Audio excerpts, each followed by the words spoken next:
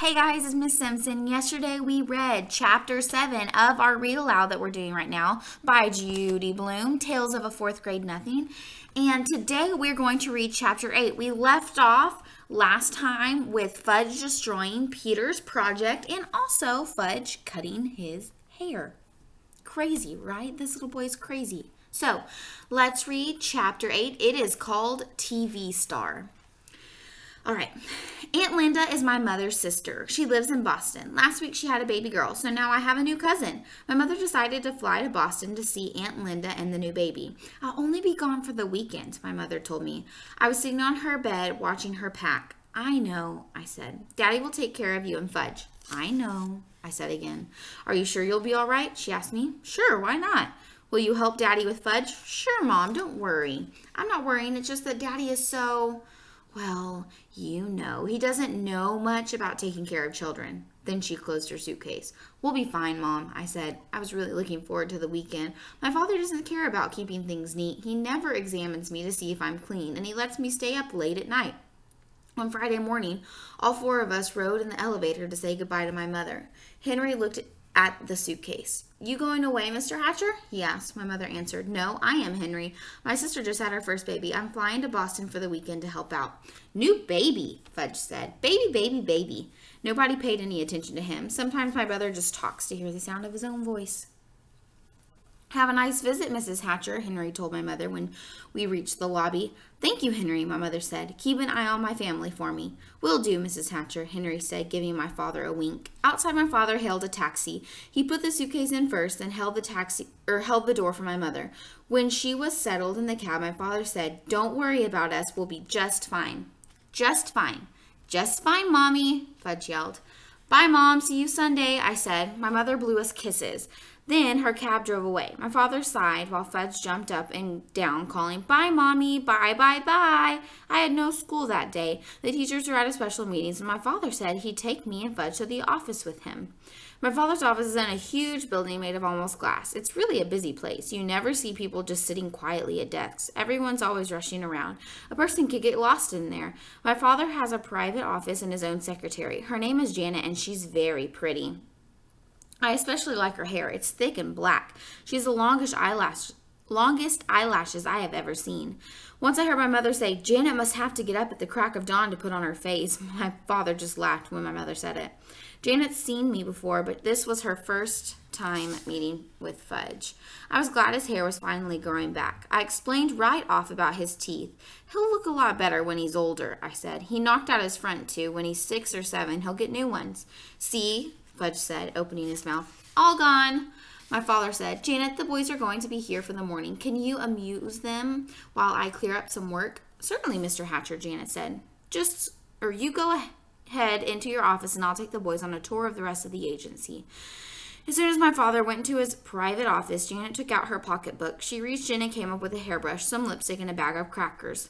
Want some? She asked me and Fudge. Okay, I said, taking a handful. Fudge did the same. The crackers were shaped like little goldfish. I nibbled while Janet fixed herself up. She had a big folding mirror in her desk drawer. She set it on top of her desk and went to work on herself. When she was finished, she looked exactly the same as when we came in, but I guess she didn't think so because she said, That's much better. Then she put all her stuff away and took me by one hand and Fudge by the other. We walked down a long hall through a doorway into another section of the agency. We came to a room. There were a bunch of kids with mothers. I guess there were at least 50 of them. Most of the kids were kind of small like Fudge, and some were crying. Is this a nursery school or what? I asked Janet. She laughed. They're here trying out for the new Toddle Bike commercial.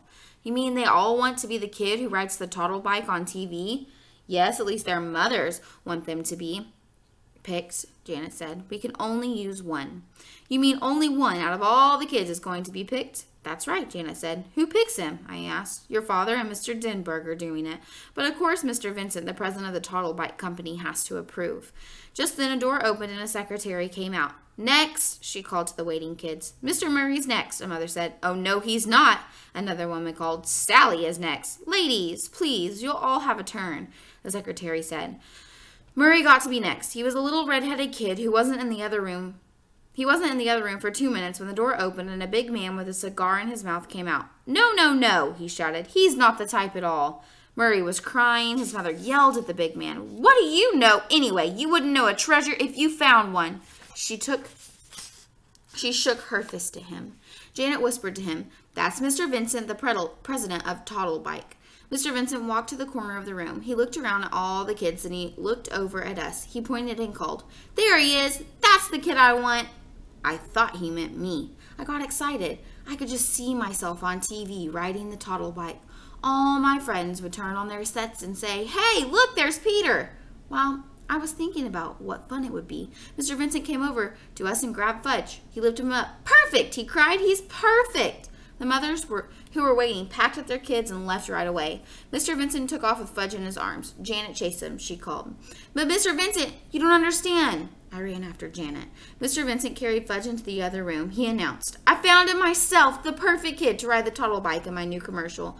Mr. Vincent put Fudge down and took the cigar out of his mouth. There were 2 other men in the room. One of them was Mr. Denberg. The other one was my father. Hi, Daddy, Fudge said. George, my father told Mr. Vincent, this is my son. He's no actor or model. He can't make your Toddlebike commercial. He doesn't have to be an actor or a model. He's perfect the way he is, Mr. Vincent insisted. Now look, George, we want to make the best possible commercial for your company, but Fudge can't be the boy to ride the Toddlebike. Now you listen, Hatcher. Mr. Vincent raised his voice. I wonder why he called my father Hatcher, just like Mr. Yarby did. Mr. Vincent pointed to Fudge. Either that kid ride my Toddlebike or I take my account to another advertising agency. It's that simple. My father looked at Mr. Denberg. It's your decision, Warren, Mr. Denberg told my father. I don't want to be the one to tell you what to do. My father picked up Fudge and held him on his lap. Would you like to ride the Toddlebike, Fudge? It's just like the one you have at home. Why are you asking him? I said. What does he know about making commercials? My father acted like he'd forgotten I was even around. I'm thinking, Peter, he said. Please be quiet. Well, Hatcher, Mr. Vincent said, what'll it be? This kid of yours, or do I have to move to another agency? I remembered how my father lost the Juicy-O account because of Fudge. Now maybe he'd lose this one too, and I don't think he can afford that. Finally, my father said, All right, George, you can use him, on one condition though. What's that, Hatcher? Mr. Vincent asked. The commercial has to be made this afternoon. After today, my son Fudge won't be available. That's fine with me, Hatcher, Mr. Vincent said. Is he going to be paid? I asked my father. I'll worry about that, Peter, my father said. That probably meant yes, he'd be paid and have lots of money in the bank. I'd have nothing, and someday I'd have to borrow from him. No, wait a minute, never! I'll never borrow money from Fudge. I'll starve first.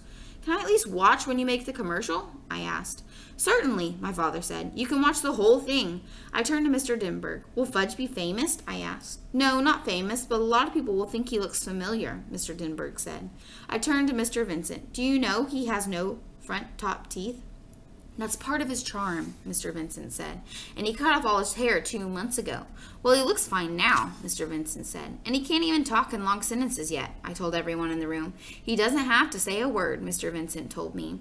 I couldn't think of any other reason why Mr. Vincent shouldn't use Fudge in his Toddlebike commercial. It was settled. Soon Fudge would be a famous television star, and I would be plain old Peter Hatcher, 4th grade nothing. Let's begin right after lunch, Mr. Denberg said. We should get it filmed in about 2 hours. While my father and Mr. Denberg worked out all the arrangements, I asked Janet where the men's room was. She walked me to it. I told her thank you and that she didn't have to wait. I'd find my own way back. When I was safely inside, I looked at myself in the mirror. I wish Fudge had never been born, I thought. Everything good always happens to him. If he had to be born, I wish he could be 9 or 10 like me. Then Mr. Vincent wouldn't want him to be the one to ride the Toddlebike in his commercial. Janet sat down to the coffee shop for some sandwiches and drinks. After we ate, we all walked to another section of the agency where the cameras were set up. A make-believe street scene was the background. The Toddlebike was shiny red. My father told Fudge all he had to do was ride it around. Fudge liked that. He zoomed all over the place. Vroom, vroom, vroom, he called. My father, Mr. Vincent, and Janet sat on folding chairs and watched the action. I sat on the floor at my father's side. Mr. Denberg was the director. He said, Okay, Fudge, we're ready to begin now. You ride the Toddlebike where I tell you, and I'll take a picture of you doing it. All right? No, Fudge said. What does he mean, Hatcher? Mr. Vincent asked. Why did he say no? My father groaned. Look, George, using Fudge was your idea, not mine. Mr. Denberg tried again. Okay, Fudge, this is it. The cameraman said. Start riding this ray. Ready, set, go. Fudge sat there on the toddle bike, but he wouldn't pedal. Come on, kid, let's go, the cameraman called. No, don't want to, Fudge answered. What's with this kid, Mr. Hatcher? The cameraman asked. Fudge, my father said, do what the nice man tells you to. No, don't have to. Janet whispered to my father, how about some cookies, Mr. Hatcher? Good idea, Janet, my father told her.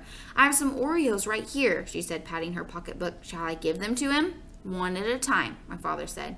Janet walked across the room to Fudge. He was still sitting on the toddle bike. If you do what the nice man says, you can have a cookie, Janet told him. Show me, Fudge said. Janet held up a box of Oreos. She was really well prepared, I thought. She must eat all day long. What with a cracker shaped like goldfish and a whole box of Oreos, too? I wonder what else she had in that pocketbook. Give me, Fudge said. Janet held up one cookie. Fudge reached for it, but Janet didn't let him get it. If you do what the nice man says, you can have an Oreo, maybe even 2 or 3 Oreos. First cookie, Fudge said. First, do what the nice man says, Janet told him. No, first cookie. Give him one, Janet, Mr. Denberg called. We haven't got all day to fool around. Janet gave Fudge one Oreo. He ate it up. Okay, kid, all right. All ready now? The cameraman said. You ride over to me. Fudge didn't do it. Mr. Vincent was losing his patience. Hatcher, he hollered. You get that son of yours to ride my toddle bike or I'm taking my whole account away from you and your agency. Must I remind you, George, using Fudge was your idea, not mine, my father said. Forget about whose idea it was, Hatcher. He's your kid. You better get through to him now. I have an idea, my father said. He walked to a corner of the room and beckoned to the others. Mr. Denberg and Mr. Vincent gathered around him, along with the cameraman and Janet. They looked like a bunch of football players huddled together, talking about the next play. Soon my father called me. Peter, would you join us, please? Sure, Dad, I said. What is it? Peter, we want you to ride the toddle bike for us to show Fudge how it's done. But he already knows how to ride, I said. Didn't you see him zooming around? He won't do it for the cameras, though, my father explained, so we need your help. Why be in the commercial, too? I asked. Well, the toddle bike is really for very young children, Mr. Denberg said. Otherwise, we'd have you do it in a minute.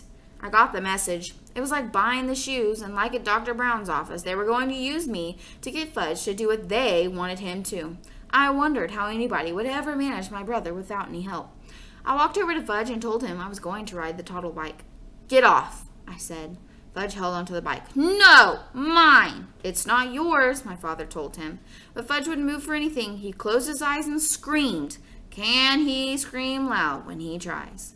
So my father had to pull him off the toddle bike. Fudge kicked and kept screaming, and I'll bet Mr. Vincent was sorry that he ever spotted my brother in the first place. I got on the toddle bike. It was so small, my knees practically touched the ground, but I managed to ride it around just where the cameraman told me to. See how nice Peter can ride the toddle bike? Janet said. Here, Peter, come have an Oreo. You did that so well, you can have 2 or 3 if you want. Fudge stopped screaming. Me, he said. What? My father asked him. Me, ride, me. You can't ride as well as Peter can, Mr. Denberg said. Can so, Fudge told him. I don't think so, Mr. Denberg said. You already had a turn. You didn't do what I told you to do. Me! You want to try again? My father asked. Again, Fudge said. Again. Well, I don't know, Mr. Denberg said. Well, Mr. Vincent said, chewing on a cigar. Well, the cameraman said, scratching his head. Please, Fudge begged. I never heard my brother say please before. Mr. Denberg said, okay, we'll give you one more chance. Fudge ran to the toddle bike. I got off and he jumped on. Now? He asked Mr. Denberg. Now, Mr. Denberg said. Right this way, Fudge, over here, toward me. Fudge did as he was told. Just like Peter, he said. See? Just like Peter.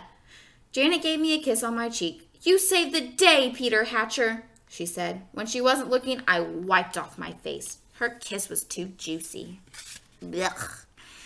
All right. So it sounds like Peter is getting really sick and tired of being the kid who always has to help out with his brother. But you know, if you are an older sibling, sometimes you got to do what you got to do. They're little and they don't know what's going on. So catch us tomorrow. We are going to read chapter 9. It's called Just Another Rainy Day. I really, really, really miss each and every one of you, and I cannot wait to read to you tomorrow. Bye.